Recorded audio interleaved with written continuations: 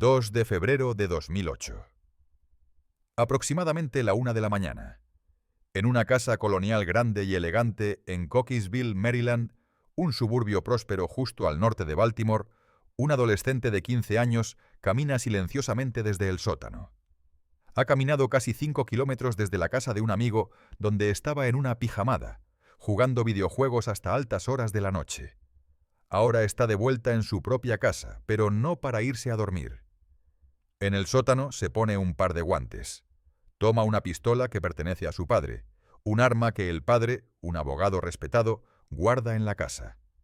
El adolescente sube las escaleras desde el sótano y encuentra a su padre durmiendo en el sofá de la sala de estar. Sin dudarlo, sin decir una palabra, levanta la pistola y le dispara a su padre en la parte posterior de la cabeza. El disparo mata a su padre instantáneamente. Luego sube las escaleras hacia los dormitorios. Entra al dormitorio de su madre y le dispara 2 veces en la cabeza mientras duerme. Se dirige al dormitorio de sus hermanos menores. Dispara a su hermano de 14 años una vez en la cabeza. El hermano menor, de 11 años, comienza a despertarse por el ruido. El niño levanta su mano instintivamente para protegerse. El adolescente le dispara 2 veces en la cara. Una bala roza el dedo índice izquierdo del niño. 4 personas muertas en cuestión de minutos. Toda una familia exterminada mientras dormían. Y entonces, el asesino adolescente hace algo que helará la sangre de cualquiera que escuche esta historia. Arroja el arma en unos arbustos cerca de su casa, regresa a la casa de su amigo y reanuda su pijamada. Juega videojuegos en Xbox por el resto de la noche y todo el día siguiente. Finge que no ha pasado nada. Al día siguiente va al centro comercial con sus amigos. Llama al teléfono de su casa repetidamente, dejando mensajes amorosos diciendo cuánto ama a su familia y que pronto los verá. Y solo cuando regresa a casa esa noche y descubre los cuerpos, llama al 911, fingiendo shock y horror. Esta es la historia de Nicholas Wagoner Browning, un estudiante de honor, Boy Scout, jugador de golf y lacrosse universitario, que asesinó a sus padres y 2 hermanos menores en una de las masacres familiares más calculadas y frías que Maryland haya visto. Esta es la historia de cómo un adolescente aparentemente perfecto resultó ser un asesino sin remordimiento, y cómo incluso los suburbios más prósperos no están inmunes a la violencia más impensable. La familia y la comunidad. Cockeysville es una comunidad no incorporada en el condado de Baltimore, Maryland, ubicada aproximadamente a 20 kilómetros al norte de la ciudad de Baltimore. Es el tipo de suburbio próspero de clase media-alta, donde las familias se mudan específicamente por las excelentes escuelas, las calles seguras y la sensación de vida comunitaria. Las casas son grandes, bien mantenidas, con césped cuidadosamente cortado y árboles maduros que dan sombra en el verano. Los residentes trabajan como profesionales, abogados, médicos, ejecutivos de negocios, personas que han construido vidas exitosas y quieren criar a sus hijos en un ambiente seguro y enriquecedor. El crimen violento es prácticamente inexistente aquí. Los padres no se preocupan cuando sus adolescentes caminan a casa desde las casas de amigos tarde en la noche. Las puertas a menudo se dejan sin llave. Es el tipo de lugar que encarna el sueño americano suburbano.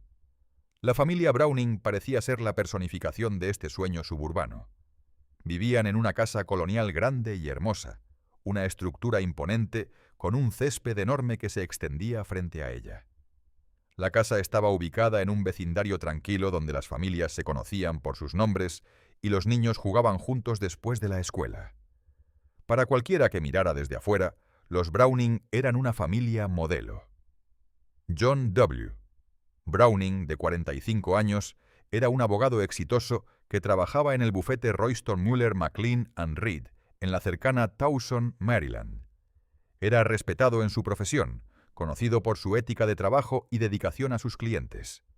John había construido una práctica legal sólida durante años y proporcionaba generosamente a su familia. También tenía licencia de piloto y disfrutaba volar en su tiempo libre, un pasatiempo que reflejaba tanto su éxito financiero como su naturaleza aventurera. Tamara Browning, de 44 años, era madre a tiempo completo, dedicada a criar a sus 3 hijos y mantener su hogar. Había sido presidenta de la PTA, voluntaria activa en la escuela de sus hijos, y estaba profundamente involucrada en la vida comunitaria. Tamara era el tipo de madre que se aseguraba de que sus hijos tuvieran todas las oportunidades. Actividades extracurriculares, tutoría cuando era necesario, y un hogar estructurado, donde se enfatizaba la educación y el logro.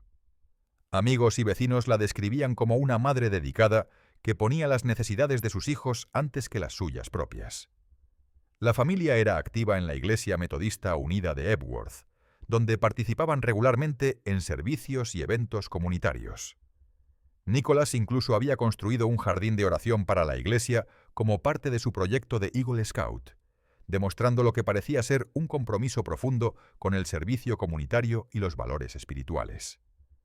Gregory Browning, de 14 años, era estudiante de 8º grado en la escuela intermedia Cockeysville. Era un niño típico de secundaria, navegando la adolescencia temprana con todas sus complejidades. Gage tenía amigos en la escuela, participaba en actividades y admiraba a su hermano mayor, Nicholas. Benjamin Browning, de 11 años, era estudiante de 6º grado, también en la escuela intermedia Cockeysville. A los 11 años, Ben todavía tenía esa inocencia de niñez, todavía emocionándose por cosas simples, todavía viendo el mundo con asombro. Era el bebé de la familia, protegido y cuidado por sus padres y hermanos mayores.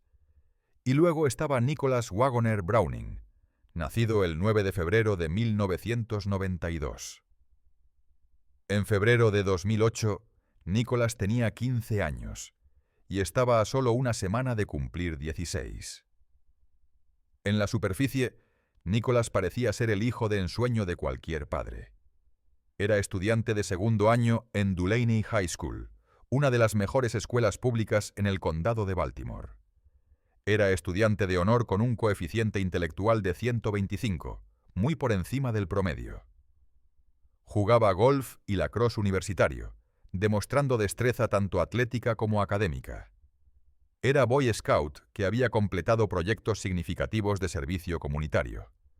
Medía 1,88 m y pesaba 90 kilos, físicamente imponente para su edad. Para maestros, entrenadores y líderes comunitarios, Nicholas Browning representaba lo mejor de la juventud estadounidense. Inteligente, talentoso, involucrado en su comunidad, aparentemente destinado a grandes cosas.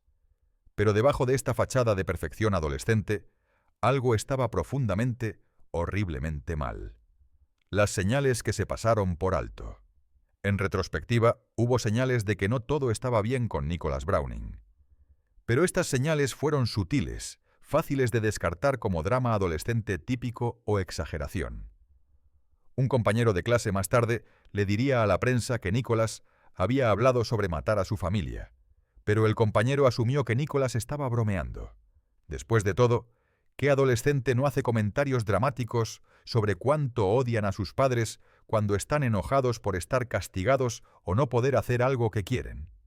Es el tipo de hipérbole adolescente que los adultos aprenden a ignorar. Nicholas también había estado discutiendo con su padre. Según relatos posteriores, Nicholas resentía la autoridad de su padre. Sentía que su padre era demasiado estricto, demasiado controlador. Un compañero de autobús más tarde recordaría que Nicholas había dicho que estaba harto de que su padre le dijera qué hacer. Pero nuevamente, esto parece conflicto entre padre e hijo completamente normal. La mayoría de los adolescentes de 15 años resienten la autoridad parental en algún momento. Es parte del proceso de desarrollo de buscar independencia y formar una identidad separada de los padres. Lo que nadie entendió, lo que nadie pudo haber entendido, era que Nicholas Browning no estaba expresando frustración adolescente normal. Estaba articulando intención homicida real. Más tarde surgirían alegaciones de que Nicholas había sido física y verbalmente abusado por sus padres. Un psiquiatra forense de la defensa, el Dr. Neil H. Bloomberg, testificaría que Nicholas había sido maltratado y golpeado, que sentía que no podía hacer nada para complacer a sus padres, que la familia tenía un historial de alcoholismo y que John, Tamara y Nicholas todos abusaban del alcohol. Bloomberg testificaría que Nicholas sufría de un trastorno disociativo y estaba en un estado de trance durante los asesinatos, que había experimentado interrupciones en la conciencia, la memoria y la percepción. Pero los psiquiatras del Estado no estuvieron de acuerdo. Evaluaron a Nicholas y concluyeron que no tenía enfermedades mentales diagnosticables. Y los fiscales señalarían que incluso si Nicholas había sido abusado por sus padres, lo cual nunca fue probado más allá de las alegaciones, eso no explicaba por qué mataría a sus dos hermanos menores que no tenían autoridad sobre él y ciertamente no lo estaban abusando. La verdad, como surgiría durante la investigación, era mucho más oscura que un adolescente reaccionando al abuso. Nicholas Browning había estado planeando estos asesinatos. Había hablado sobre matar a sus hermanos específicamente porque no quería compartir su herencia. En el autobús escolar, meses antes de los asesinatos, le había dicho Adam a alguien que iba a matar a sus hermanos para no tener que compartir el dinero de la familia. Esto no fue un arrebato impulsivo de un niño abusado. Esto fue premeditación fría y calculada motivada por codicia. La noche de los asesinatos. La noche del viernes, 1 de febrero de 2008, Nicholas Browning estaba pasando la noche en casa de un amigo. Las pijamadas eran normales para un adolescente de 15 años, una oportunidad de pasar tiempo con amigos, jugar videojuegos, hablar, hacer las cosas que hacen los adolescentes cuando están lejos de la supervisión de sus padres. Nicholas y sus amigos habían estado jugando videojuegos hasta tarde en la noche. En algún momento, después de la medianoche, en las primeras horas del sábado 2 de febrero, Nicholas tomó una decisión. Le dijo a su hermano Gregory, a través de un mensaje de texto o una llamada telefónica, que dejara la puerta del sótano sin llave. No está claro si Gregory sabía por qué Nicholas le pedía esto, o si simplemente asumió que su hermano mayor quería poder entrar a casa fácilmente cuando regresara. Pero Gregory cumplió con la solicitud. Nicholas salió de la casa de su amigo y comenzó la caminata de casi 5 kilómetros de regreso a su casa familiar. Era de madrugada, oscuro, frío. Caminó durante casi 1 hora, solo con sus pensamientos, solo con su intención. Y durante toda esa caminata, tuvo innumerables oportunidades para reconsiderar, para darse la vuelta, para elegir un curso de acción diferente. Pero no lo hizo. Cuando llegó a su casa, entró por la puerta del sótano que Gregory había dejado sin llave. En el sótano se puso un par de guantes. Tomó la pistola de su padre, una pistola que John guardaba en la casa, junto con un cargador extra. Luego subió las escaleras del sótano. Su padre, John Browning, estaba durmiendo en un sofá en el primer piso.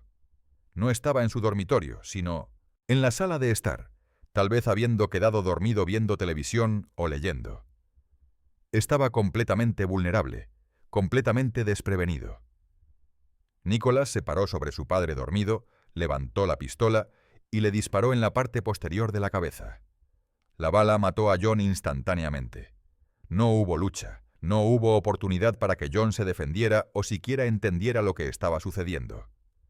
Nicholas testificaría más tarde en su confesión en video que después de disparar a su padre, tuvo un momento de reconocimiento. Simplemente me di cuenta de que no podía simplemente alejarme de eso. Había cruzado una línea. Había cometido asesinato. Y en su mente retorcida, la solución no era detenerse, no era llamar al 911 y confesar lo que había hecho. La solución era terminar lo que había comenzado y eliminar a todos los testigos. Nicholas esperó para ver si el disparo había despertado al resto de la familia. Cuando nadie bajó las escaleras, subió al segundo piso hacia los dormitorios. Entró al dormitorio de su madre, Tamara. Ella estaba durmiendo pacíficamente en su cama, sin idea de que su esposo ya estaba muerto abajo, sin idea de que su hijo mayor estaba parado en su habitación con un arma. Nicholas le disparó 2 veces en la cabeza mientras dormía. Como su padre, Tamara murió sin saber nunca lo que le había pasado. Luego Nicholas fue al dormitorio que compartían sus 2 hermanos menores, Gregory y Benjamin. Gregory, de 14 años, estaba durmiendo. Nicholas le disparó 1 vez en la cabeza. El disparo mató a Gregory, pero también creó suficiente ruido para despertar a Benjamin, de 11 años. El niño se despertó desorientado, aterrorizado. Vio a su hermano mayor parado allí con un arma. Instintivamente, Benjamin levantó su mano para protegerse, un gesto desesperado e inútil. Nicholas le disparó a su hermano menor 2 veces en la cara. Una bala pasó por el dedo índice izquierdo de Benjamin antes de impactar su rostro. Benjamin, de solo 11 años, murió en su propia cama, asesinado por el hermano mayor que se suponía que lo protegiera. 4 personas muertas, toda una familia exterminada. Y Nicholas Browning, de 15 años, ahora era un asesino cuádruple. Después de los asesinatos. Después de matar a sus 4 miembros de familia, Nicholas no entró en pánico. No llamó al 911. No se quedó paralizado por el horror de lo que había hecho. En cambio, metódicamente comenzó a crear una escena.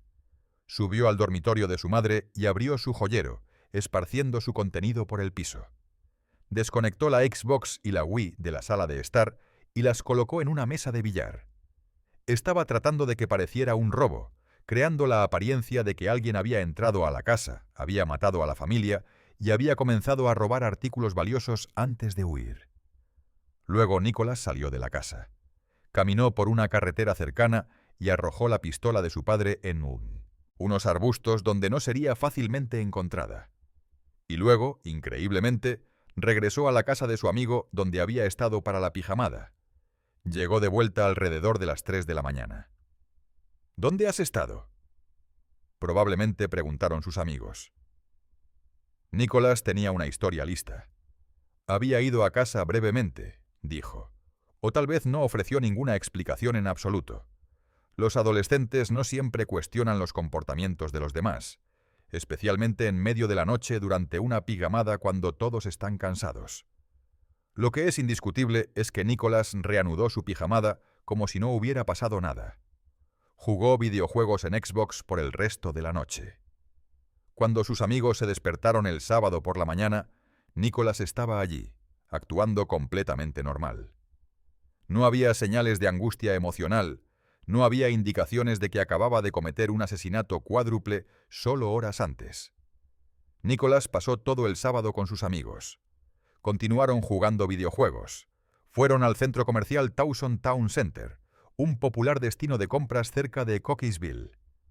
Nicholas caminó por el centro comercial, miró tiendas, conversó con sus amigos, actuó como cualquier adolescente de 15 años en un sábado ordinario. Y durante todo este tiempo, mientras fingía normalidad, Nicholas llamaba repetidamente al teléfono de su casa. Por supuesto, nadie contestaba. Todos estaban muertos. Pero Nicholas dejaba mensajes amorosos. «Hola, mamá.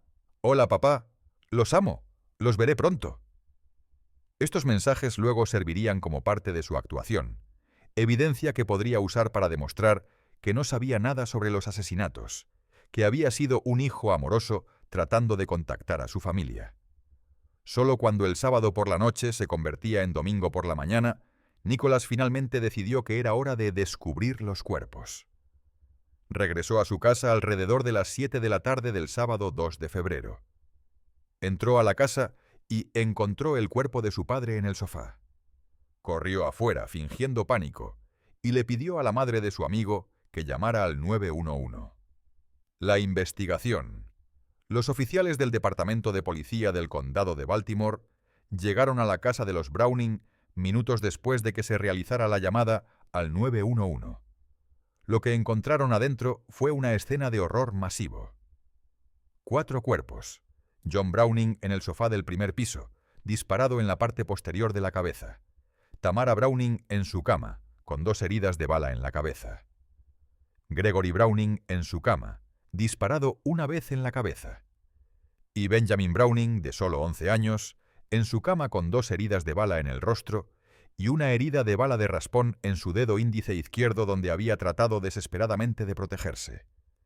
Los investigadores rápidamente notaron inconsistencias en la supuesta escena de robo. El joyero de Tamara estaba abierto con su contenido esparcido, pero no pomo. Parecía que realmente faltara nada. La Xbox y la Wii estaban en una mesa de billar, pero no se habían llevado de la casa. No había señales de entrada forzada. ¿Cómo había entrado el supuesto ladrón? Y lo más importante, ¿qué ladrón asesinaría metódicamente a una familia entera de manera de ejecución y luego simplemente se iría sin tomar realmente nada de valor?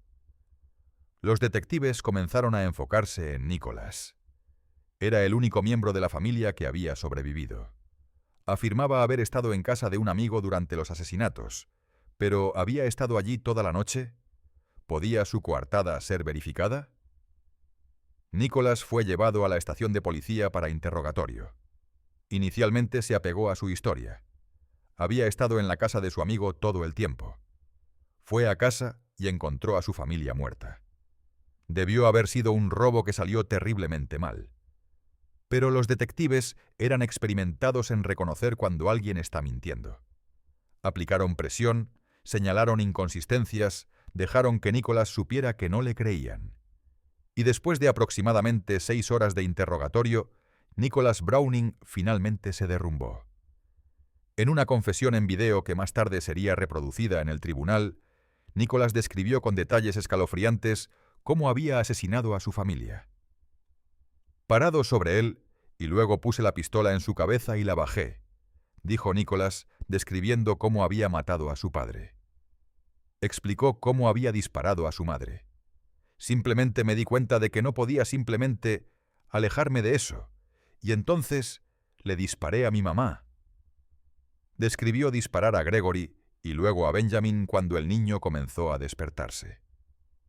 La confesión fue tranquila, casi desapasionada. Nicholas no mostró remordimiento. No lloró mientras describía matar a su familia. Simplemente relató los eventos como si estuviera describiendo su día en la escuela. Cuando los detectives le preguntaron por qué lo había hecho, Nicholas dio respuestas que varían según a quién le creyeras. Inicialmente dijo que sus padres eran duros y estrictos. Más tarde surgirían alegaciones de abuso. Pero los investigadores también descubrieron evidencia que apuntaba a un motivo mucho más calculado: herencia.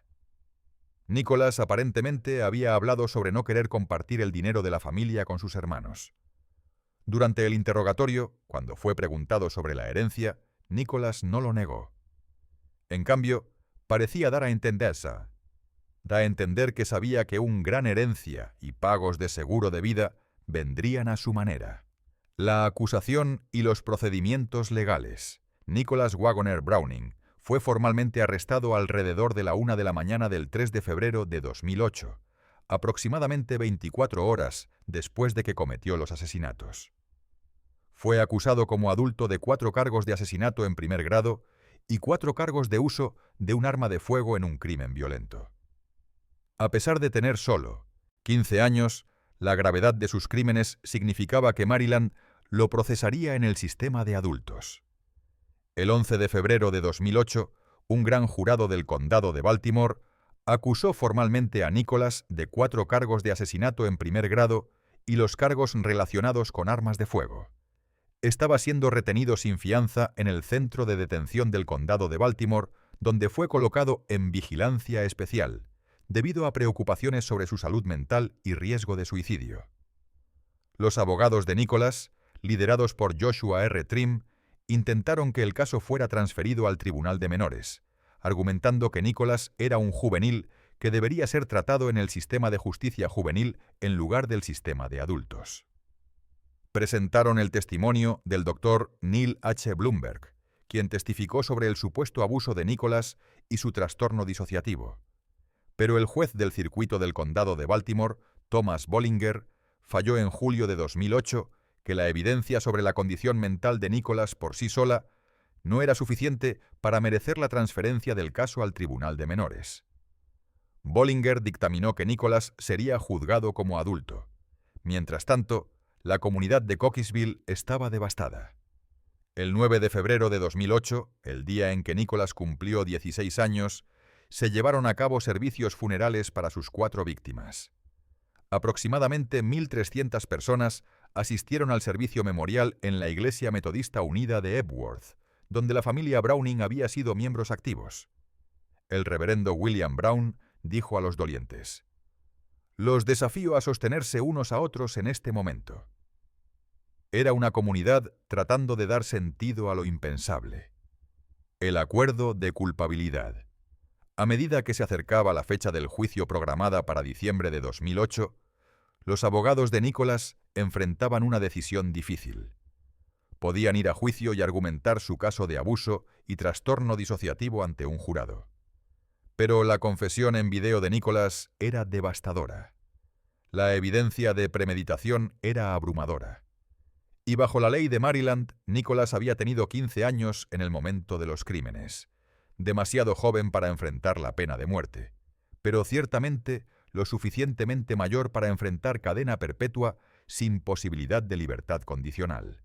El 27 de octubre de 2008, Nicholas Browning compareció ante el juez Bollinger e hizo una elección que sorprendió a algunos observadores. Se declaró culpable de 4 cargos de asesinato en primer grado. El acuerdo de culpabilidad había sido negociado con los fiscales. A cambio de declararse culpable, los fiscales no buscarían cadena perpetua sin libertad condicional. En cambio, buscarían un máximo de 2 sentencias de cadena perpetua consecutivas y 2 sentencias de cadena perpetua concurrentes. Bajo las pautas de libertad condicional del Estado, Nicholas podría ser elegible para libertad condicional en 23 años, si era un recluso modelo, aunque los funcionarios estatales notaron que los asesinos rara vez reciben libertad condicional en su primera audiencia. Durante la audiencia de declaración de culpabilidad, los fiscales leyeron una declaración del crimen que proporcionó los detalles más completos hasta el momento de cómo había ocurrido el crimen escalofriante. Describieron cómo Nicholas había pedido a Gregory que dejara la puerta del sótano sin llave, cómo había caminado a casa desde la casa de su amigo después de medianoche, cómo se había puesto guantes y había tomado la pistola de su padre. Describieron cómo había disparado a John mientras dormía en el sofá. Luego había esperado para ver si el resto de la familia se despertaba. Cuando no lo hicieron, subió las escaleras y disparó a Tamara 2 veces mientras dormía. Luego fue al dormitorio de los niños y disparó a Gregory 1 vez. Cuando Benjamin comenzó a despertarse, Nicholas le disparó a su hermano menor 2 veces en la cara mientras el niño levantaba su mano en un gesto fútil de autodefensa. Luego describieron cómo Nicholas había organizado la escena falsa del robo, había arrojado el arma y había regresado a la casa de su amigo donde jugó videojuegos y fingió normalidad durante más de un día antes de finalmente descubrir los cuerpos. Nicholas lloró en el tribunal mientras se leía esta descripción. Un alguacil le trajo una caja de pañuelos y Nicholas se limpió los ojos y se sonó la nariz. Pero muchos observadores cuestionaron si estas lágrimas eran de genuino remordimiento o simplemente una reacción emocional a escuchar la descripción de sus propias acciones. Margaret Browning, la abuela de Nicholas, estuvo en la sala del tribunal durante las negociaciones del acuerdo, pero no estuvo presente cuando su nieto entró en la declaración de culpabilidad. Otros familiares no hablaron con reporteros al salir del tribunal, su dolor demasiado profundo para palabras. La sentencia. Nicholas Browning fue sentenciado el 2 de diciembre de 2008. De acuerdo con el acuerdo de culpabilidad, fue sentenciado a 4 sentencias de cadena perpetua, 2 a ejecutarse consecutivamente y 2 concurrentemente. Esto significaba que efectivamente tenía 2 sentencias de cadena perpetua que tenía que cumplir una tras otra. Bajo las pautas de libertad condicional de Maryland, Nicholas se volvería elegible para comparecer ante el Consejo de Libertad Condicional en el año 2031, después de cumplir 23 años con buen comportamiento. Sin embargo, la elegibilidad para libertad condicional no garantiza la liberación. El Consejo tendría que determinar que Nicholas no representaba un peligro para la sociedad y había sido genuinamente rehabilitado antes de que pudiera ser liberado. La fiscal asistente del Estado, S. Ann Brobst, había pedido al juez que mantuviera una orden de mordaza que impedía a los abogados hablar con reporteros. El juez se negó, diciendo que sería levantada después de que Nicholas fuera sentenciado. Nicholas fue enviado a Western Correctional Institution en Cumberland, Maryland, una de las instalaciones correccionales más seguras del estado. Allí comenzó lo que probablemente será una vida entera detrás de las rejas. El intento de reducción de sentencia. En 2014, aproximadamente 5 años después de que Nicholas fuera sentenciado, sus abogados presentaron una moción pidiendo al tribunal que modificara su sentencia. Argumentaron que sus múltiples sentencias de cadena perpetua le estaban impidiendo recibir tratamiento de salud mental en Patuxent Institution, que trabaja con delincuentes juveniles.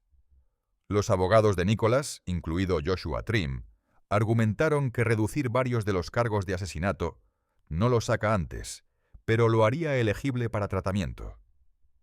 Nicholas había pedido que se le permitiera cumplir todos los términos al mismo tiempo, con todo excepto 30 años suspendidos.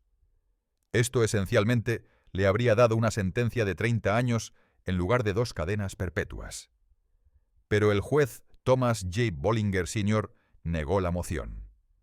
Dijo que no creía que la modificación de sentencia cambiaría las circunstancias de su encarcelamiento. La fiscal del caso, Kelly Coffin, argumentó fuertemente contra cualquier reducción de sentencia. Fue la posición del Estado en el momento de la sentencia y la posición del Estado hoy este crimen fue tan atroz que Nicholas Browning nunca debería salir de la cárcel, dijo Coffin. Coffin también señaló que las alegaciones de abuso de Nicholas nunca habían sido sustanciadas. En el momento del asesinato, cuando estaba hablando con detectives, lo único que dijo sobre sus padres era que eran duros y estrictos, dijo Coffin. Esta descripción de padres duros y estrictos no era evidencia de abuso que justificara asesinarlos, y ciertamente no explicaba matar a 2 hermanos menores. Coffin también recordó al tribunal que meses antes del asesinato, Nicholas le había dicho a alguien en el autobús que estaba harto de que su padre le dijera qué hacer y que iba a matar a sus hermanos porque no quería compartir la herencia. Esto demostraba premeditación y un motivo financiero, no un adolescente abusado actuando en defensa propia o en medio de una ruptura mental. Curiosamente, Nicholas tenía al menos un partidario. Michael Gaffney, un amigo por correspondencia que había contactado a Nicholas a través del sitio web goodprisoner.com y visitaba regularmente a Nicholas en prisión, vino al tribunal para apoyar a su amigo. Lo he conocido como un joven muy fino. Es muy simpático. Lo considero un buen amigo. Es una persona muy agradable. Es muy amable, dijo Gaffney. Este testimonio era notable en su desconexión con la realidad de lo que Nicholas había hecho. Ejecutar a 4 miembros de su familia mientras dormían. El juez negó la moción de modificación de sentencia, dejando intactas las 2 sentencias de cadena perpetua consecutivas de Nicholas. Reflexiones finales. El caso de Nicholas Browning plantea preguntas profundas e inquietantes sobre la naturaleza del mal, la capacidad de los adolescentes de cometer atrocidades premeditadas, y si alguna vez podemos realmente entender qué impulsa a alguien a matar a su propia familia. Por un lado, tenemos las alegaciones de abuso, el testimonio de un psiquiatra de que Nicholas sufría de un trastorno disociativo, la sugerencia de que era una víctima tanto como un perpetrador. Por otro lado, tenemos la evidencia abrumadora de premeditación fría, cálculo financiero y una ausencia total de remordimiento genuino. Nicholas Browning pidió a su hermano que dejara la puerta sin llave. Caminó casi 5 kilómetros desde la casa de un amigo, específicamente para cometer estos asesinatos. Se puso guantes antes de tomar el arma. Esperó después de disparar a su padre para ver si había despertado a alguien más. Metódicamente fue de habitación en habitación, ejecutando a cada miembro de su familia. Organizó una escena falsa de robo. Desechó el arma, y luego regresó a la casa de su amigo y jugó videojuegos durante más de un día, actuando completamente normal, incluso yendo al centro comercial, antes de finalmente descubrir los cuerpos. Estos son los actos de alguien que sabe exactamente lo que está haciendo, que está tratando de cubrir su crimen, que está actuando con premeditación y malicia. El argumento de que estaba en un estado de trance o sufriendo de disociación es difícil de reconciliar con el nivel de planificación y comportamiento posterior al crimen. Y luego está la cuestión de los hermanos. Incluso si aceptamos que Nicholas fue abusado por sus padres, incluso si creemos que estaba actuando en algún tipo de respuesta al maltrato, ¿cómo explicamos que mató a Gregory y Benjamin? Estos eran sus hermanos menores, niños de 14 y 11 años que no tenían autoridad sobre él, que no lo estaban abusando. El hecho de que Nicholas había hablado específicamente sobre matar a sus hermanos para no tener que compartir la herencia sugiere que sus motivos eran puramente financieros y egoístas, no una respuesta al abuso. El caso también ilustra las limitaciones de evaluar a adolescentes para riesgo de violencia. Nicholas Browning era, en todos los sentidos externos, un adolescente modelo. Estudiante de honor, Boy Scout, atleta, involucrado en servicio comunitario, de una familia respetada, sin antecedentes penales. Ninguna de las señales de advertencia tradicionales que los profesionales buscan cuando intentan identificar a jóvenes en riesgo de violencia. Y sin embargo, era capaz de asesinato cuádruple premeditado. Para la comunidad de Cockeysville, el caso de Browning destrozó para siempre la sensación de seguridad e inocencia.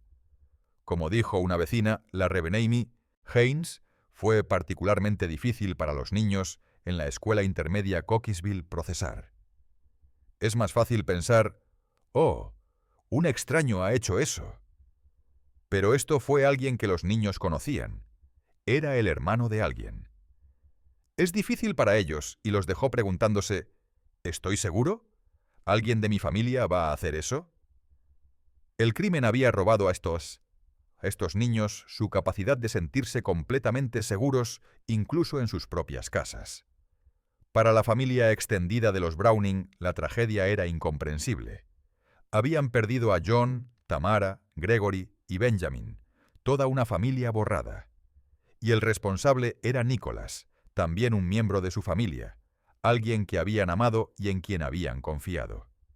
La abuela de Nicholas, Margaret Browning, y otros familiares enfrentaban el dolor imposible de llorar a los muertos, mientras también lidiaban con el horror de que un miembro de la familia fuera el asesino. Nicholas Wagoner Browning cumplió 32 años en prisión el 9 de febrero de 2024. Ha estado encarcelado durante más de 16 años, más tiempo del que estuvo libre. Actualmente está encarcelado en Western Correctional Institution en Cumberland, Maryland, una de las prisiones más seguras del estado. Será elegible para comparecer ante el Consejo de Libertad Condicional en 2031, cuando tenga 39 años. Pero ser elegible para libertad condicional no significa que será liberado. El Consejo de Libertad Condicional tendrá que determinar que ya no representa un peligro para la sociedad, que ha sido genuinamente rehabilitado, y que liberar a un hombre que asesinó a toda su familia cuando era adolescente no pondría al público en riesgo. Dada la naturaleza de sus crímenes, la premeditación involucrada y el hecho de que ejecutó a un niño de 11 años que se estaba despertando, las probabilidades de que Nicholas Browning alguna vez camine libre de nuevo son extraordinariamente pequeñas. Y tal vez eso es como debe ser. John Browning tenía 45 años cuando fue asesinado mientras dormía en su propio sofá. Tamara Browning tenía 44 años cuando fue ejecutada en su propia cama. Gregory Browning tenía 14 años, apenas comenzando la escuela secundaria. Benjamin Browning tenía solo 11 años, todavía en la escuela intermedia, todavía con toda su vida por delante. Los cuatro tenían planes, sueños, futuros que nunca llegarán a ser. Los cuatro confiaban en Nicholas, lo amaban. Nunca imaginaron que sería él quien les quitaría la vida. El caso de Nicholas Browning sirve como un recordatorio sombrío de que el mal puede esconderse detrás de la apariencia más respetable, que incluso los suburbios más prósperos no están inmunes a la violencia más horrible, y que a veces la mayor amenaza viene de dentro de nuestras propias familias. Es una historia que desafía nuestras suposiciones sobre quiénes son capaces de asesinato, sobre cómo identificar a los jóvenes en riesgo de violencia, y sobre si alguna vez podemos realmente entender qué impulsa a alguien a cometer actos tan impensables. Dale like y suscríbete a Crímenes y Castigos para más historias en profundidad de criminales que enfrentaron la justicia en las Cortes de Estados Unidos. Deja un comentario abajo haciéndonos saber desde dónde estás viendo y qué caso te gustaría que cubriéramos a continuación. Tu apoyo nos ayuda a continuar trayendo estas importantes historias a la luz.